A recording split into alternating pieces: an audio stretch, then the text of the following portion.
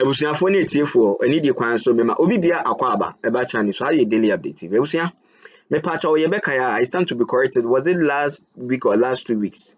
Parliament ekotna na parliament kotna no omo eyi some get omo appointee and so omo select nkofo parliamentarians omo bekwa represent Ghana Pan African Parliament. So Ghana's delegation to the Pan African Parliament, almost select ya omuwie na Zanetor Rawlings ni din eka ho. Yeah, make it that reportage to your channel, no, so Zanetor Rawlings P.A. Bontin be reacted to, now was it last week? And I said yes, and last week, ankasa this week, ankasa earlier this week.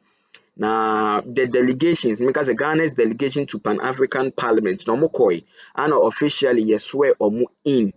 Utim who said Nelson Dafiamopo another pray Anna on Zanetor Rawlings or many members or more. Now me pacho and then yenya video be Zanetor Rawlings what ne Pan African Parliament work on the first appearance in the first picture what make now utim who say in sema wakan the brilliance nsem nyansa kyese wakan sem papa ebusia video na yebekọ na yakwhwe outmu say ye de ye say ye man standing ovation ye elogizing ye praising for nsem wakọ ni utmu so wa represent Ghana well wa represent Ghana very well because nsem na ọka no waka utmu say nsem no editie pa na emu donso na ebusia sa nsem esameka say sansem ni twegu wie no oni bolare interviewer omunyaye so far people can in simpi ni and also eka ho ntini yebekọ ni akotie nti yetie ne nsem okọ Pan African Parliament okọ kan wie no na say tie ni interview no bolare and make one on one ebusia waka nsem papa nyakopo nhira yinyina na onye kese kam ho yenko na yenkotwe video no for ourselves me da obi bia ase. Opportunity. I think to start with, when we're looking at women in agribusiness, we need to consider the land tenure systems in our various jurisdictions, because most of the time the women do a lot of the heavy lifting, but when it comes to the fair wages, when it comes to the rights, they don't own the land, and therefore they can't even use it as collateral. The studies show that women tend to pay their loans back more at high rates than the men do.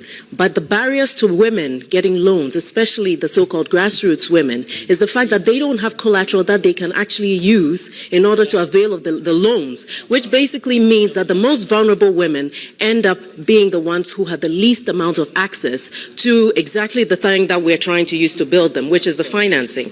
In addition to that, I think that as we look at women in the cross-border issues with regards to the 90%, perhaps we should be looking at a situation where every country at the border posts should have a certain quota of female officers who are customs and immigration officers to make sure that when women are coming through the border, there is that sense of added protection by the presence of other women there as well. And then, of course, on the more controversial reparations issue, I think that we shouldn't just look at the issue of slave trade as slave trade. We need to look at it as a conquest and people who are taken as prisoners of war. And if we can look at it through that lens, we may be seeing a different way in which we can approach this issue of reparations. Most of those countries, the US and the countries in the European Union and the EU that built their countries, built it on the slavery, on the blood, on the toil of Africans who were taken against their will. They never had to sign unfair trade agreements. They never had to sign onto contracts that put them at a disadvantage. So when we're looking at reparations, let's look at it in kind as well. How can we have these people in paying back actually help us in terms of rebuilding our roads, setting up the infrastructure we need, whether it's the IT, whether it's electricity, power, all of the things that will make us leapfrog into the space that we really need to be to give us a solid base on which to build everything else that we're talking about in terms of women's empowerment and support of economies. Thank you very much. And thank you. The next. Thank you. And in conclusion, I think that we should put financial value to what the women bring to the table. Too many women are working, they're paid, they're not paid, the work is not recognized. We must put a financial value on the unpaid labor of women on the continent in order to make sure that more women are empowered. Thank you very much.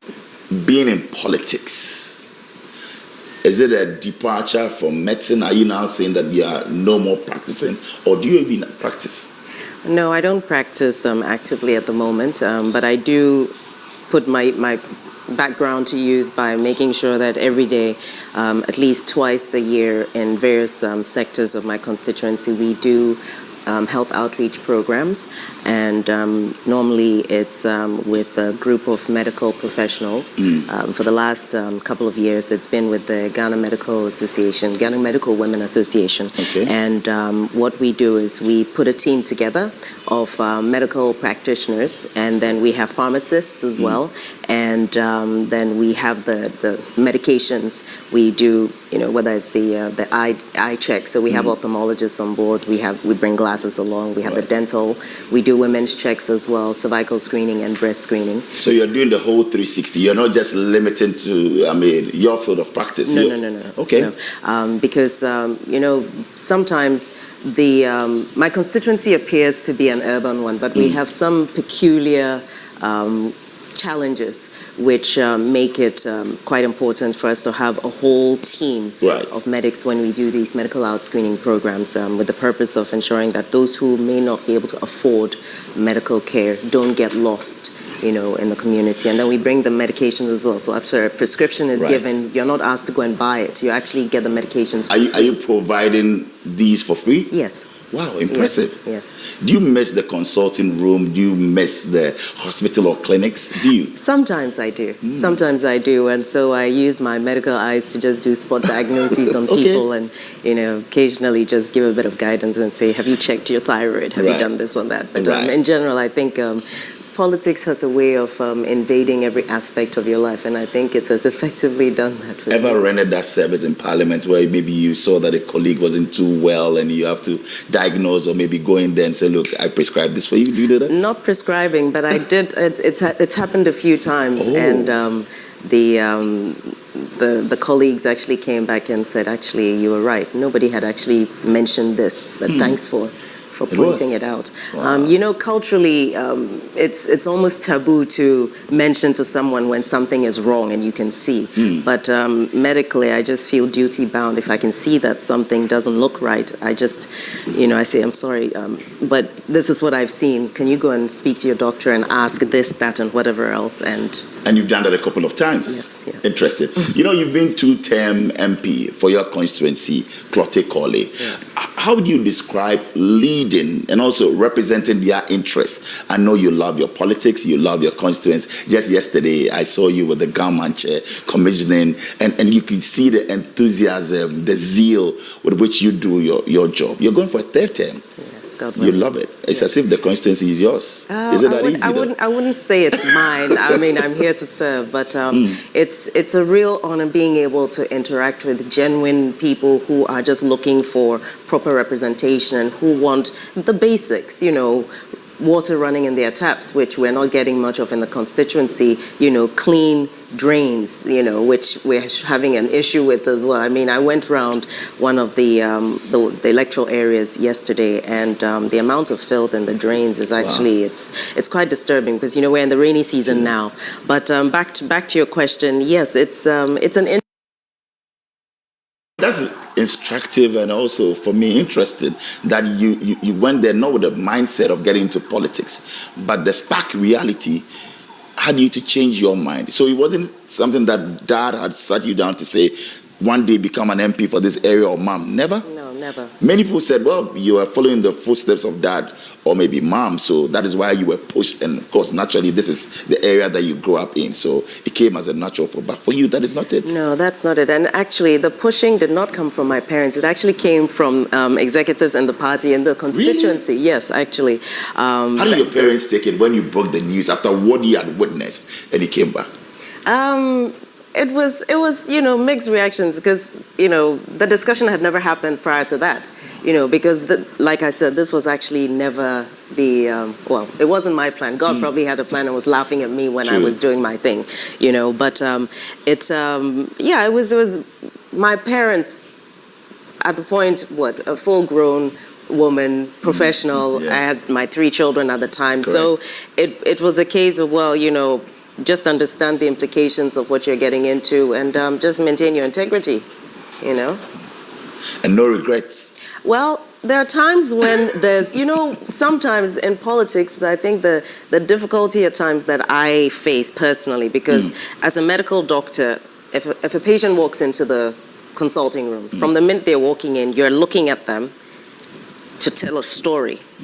And they're talking and you're listening and you're seeing how the story fits with what you're seeing. Then you do the blood tests or you do the scans, and there's a whole picture you're putting together to be able to arrive at a diagnosis, to be able to then chart a path for management or treatment. Now in politics, it's not always the case, because sometimes people come in, but the intention is not to actually tell you the truth so you have the solution.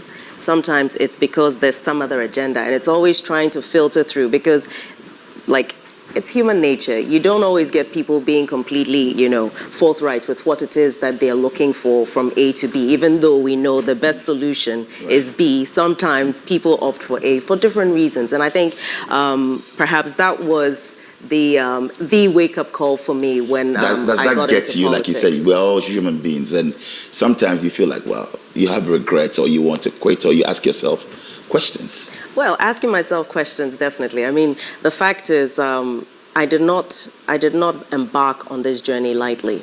I mean, probably will sound strange to you, but I did pray quite a bit about it, because this is a path that when you get onto, it affects everything. And you can't just, it's not like, I don't know, a pair of Charlie Waters that, when you decide, well, I'm tired of wearing these, or I don't want them anymore, and you just put them aside. This is a commitment, and it's a huge responsibility that you take on to represent, to serve, and obviously it's not going to be a walk in the park, but yes, there are times when you think, if you're on the same team with a group of people, there's a natural tendency to have an expectation that everyone should be on the same page, but that can't happen. And I think it's just constantly readjusting to that, the fact that even when we know what's best, not everybody is looking out for the best outcome, and making some kind of peace with that and still managing to focus on what it is that I have to do. I think sometimes it's a tricky one. I know, right? But what drives you? What keeps you going? You wake up every day, a mother of 3, you're a professional, you have to be there, juggling all those duties. What drives you?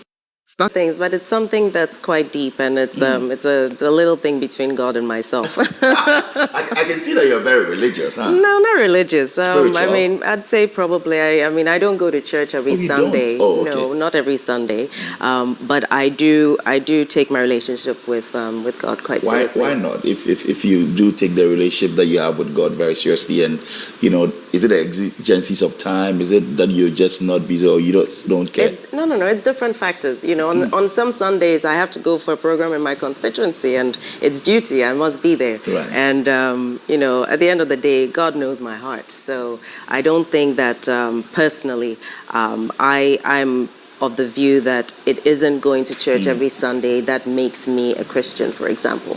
And I don't think that that is the only thing that's a determinant with regards to what my closeness is, or my relationship with God is.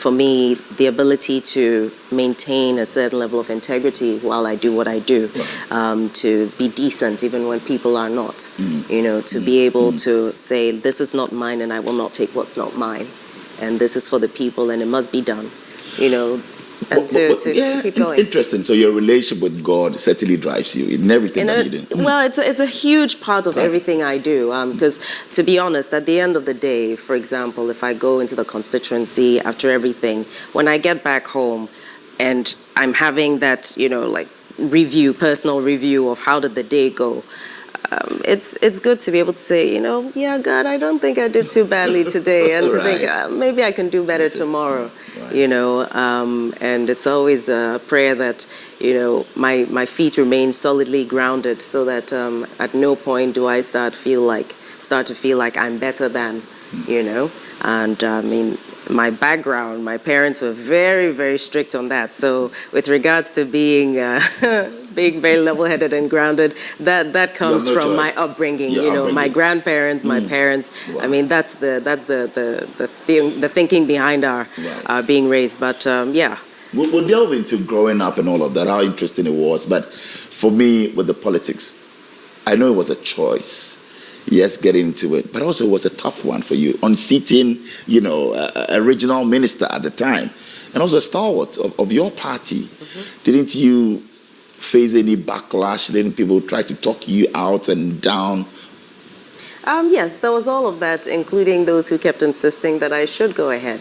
To be honest, when I was approached by some of the members of the party in the constituency, they actually approached me and said, there was a concern that we might not be able to retain the seat, and they'd done a survey, and the people were saying if I were to represent the party, we would be able to retain the seat. And I remember at the time saying, but you can find someone else. I'll support. Why you? Yes, exactly. Yeah. But I think there comes a point where you're called to perform a duty, and you've been trained, you've had opportunities, to learn, to study, to do all sorts of things, and that point where it's time to also add your bit, to contribute your quota. And so for me, it was a sense of responsibility actually that drove that, and just not wanting to let the people down. Certainly, a calling, if you ask me as well. Yeah. And look at your constituency. I mean, it's cosmopolitan. You have semi-literates, literates, you have the fisher folk, you have people from all walks of life. How are you able to, strike a balance on their expectations? And like we said, these are people from different walks of life, but you're able to do it well and juggle and know their needs. Well, you can only know what someone needs when you ask them. So I generally try to create an environment where people feel comfortable to express themselves, to ask questions, to speak about what they see as wrong, what they see as right, how they think we can do better.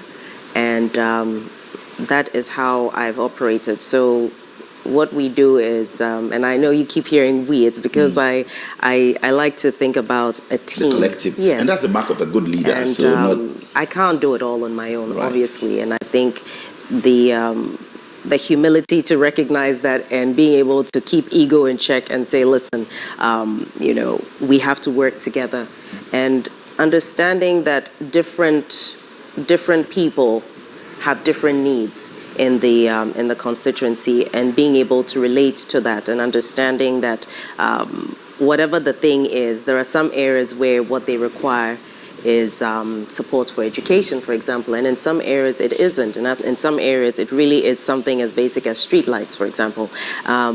But it's really just having that interaction, and making room for and you do have that changing. constant engagement. Yes, and it's that having people within the constituency who also play the role as intermediaries as well, just to make sure that, since I can't be everywhere at the same time, to keep the doors open, and then also the constituents have access to the office. So Interesting. And many will say, yes, you're out there, very visible in the constituency, call it clotte, but give us 5 landmarks, things that you've done, landmark achievements that you can hit your chest and say, look, I've done this, and go out there, Bola, it's there for you to see.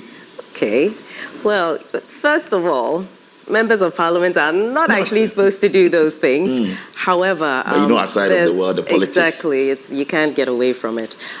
If you go to Asylum Down, there's a pedestrian bridge that commuters use, which used to be in a really bad state. It was this, if you didn't know how to say Psalm 23, you would have to learn it for that bridge. The Lord being your shepherd. I'm telling you, though I walk through the valley of the shadow of death, as you're walking, because it was actually a death trap. Wow. But we had all the students from Accra High who had to cross to the other side, had to use that particular bridge. And so at a point, I just thought, this is something that has to be addressed, because as part of my engagement in interacting with the constituents, it was one of the complaints that they had, and for years it had been in that state. And so we have done a pedestrian bridge, beautiful bridge, if I do say so myself. Okay. And it's, we'll go and check it out as part of our fact checks. Yes, please do. And then in Odona, Sahara as well, the Sahara Park, there is one bridge that serves as an escape route whenever there's flooding in that area, which was also destroyed during one of the heavy rains, and now I think it was just a few months ago that we had that built as well. So that's also... You're a woman of bridges. Interesting point, actually. Okay. Because there's another bridge as well on the ring road. Okay. Yes. I hadn't thought about that. Okay. That's a very good one. I like that. Giving you a campaign message. Yes, you have. Right. So that, for example, and then just providing furniture to the basic schools. Because you would think that the issue of children not having suitable chairs to sit on and tables to ride on is only outside of Accra, but it's very much a situation here, and a lot of the schools have a huge deficit when it comes to furniture for the children. And so if you go to most of the basic schools, you'll see furniture that I've actually provided the schools with. Earlier you mentioned, I know you've given us 3 bridges, yes, and then you mentioned the school, yes, maybe in light of education. What about health? I was thinking that was going to be the pillar of it. Anything that you've done in terms of maybe health? Well, that's why I keep talking about the health screening, because it's not something that is concrete. Physical that you can say it's still there, but it's actually something that impacts so many lives. So that is what we do. But if you go to the Osu Maternity Hospital, at least 3 of the medical equipment that they have there, including the UV machine for babies who are born with jaundice, I provided them with that. And we have the electrophoresis machine, which is important for doing blood tests as well. That was also provided by myself. And then we have the Doppler scans, which is when a woman goes for an antenatal check and the doctor does everything, there's a little probe to hear the baby's the sound of the heartbeat, the fetal heartbeat, and we provided those as well. And then beds, we provided some beds to the Tema Station Clinic, which a lot of the headquarters in Tema Station avail, make use of that place as well, providing them with sanitation materials and so on. I mean, those are perishables, the sanitation materials like Dettol and all of that. So you won't go and find those ones there, but they'll tell you about those. Okay, so say them can no. Or comment a message or so ben constructive now. They are share comment section on na yebeje na ya kenkan. Nyankopon hira yin na onye kese. Zanetor Rawlings there. Me own say minority no pese omo ye omo di propaganda bi ni namu no omo kansim bi omo boaye ntwem omo kra. Ti baby owo bia no Nyankopon hira na onye ne kese. Yadana say pass wa represent Ghana well. Wa make Ghana proud. Sebusia ye den komani besi amesra say the mechanic no comment how ben constructive now they share comment section. Nyankopon hira yin na onye kese mdase bebre.